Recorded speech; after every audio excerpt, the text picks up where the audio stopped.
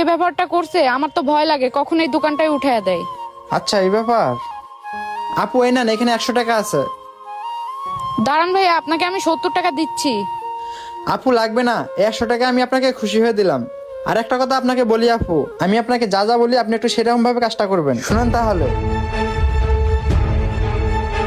ঠিক আছে আপু, বুঝতে পারছেন? আমি এখন যাই। জি ভাইয়া বুঝছি। আচ্ছা ভাইয়া আসেন। এই চেমড়ি, এক কাপ চা বানা ভালো করে। আচ্ছা ঠিক আছে ভাইয়া, বানাইতেছি। এই নেন ভাইয়া চা।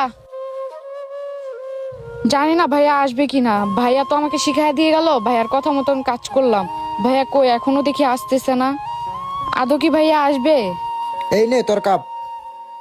চায়ের বিলটা দিবেন না? কিরে ছোট লোকের মাইয়া, তুই আবার আমার কাছে টাকা চাইতেছস? তোর এত কিছু বলার পরও সব ভুলে গেছস? আরে ভাইয়া, আপনি সকালেও টাকা না দিয়ে চলে গেছেন, এখন অন্তত টাকাটা দেন। আপনারা টাকা না দিলে আমরা চলবো কিভাবে? তোরা কিভাবে চলবি না চলবি সেটাকে আমি দেখবো? দিব না তোর টাকা, দেখি কি করতে পারস। আরে এই ভাইয়া, দাঁড়া। আরে ভাইয়াটা চলে আসছে। আপু একটু এদিকে আসেন তো।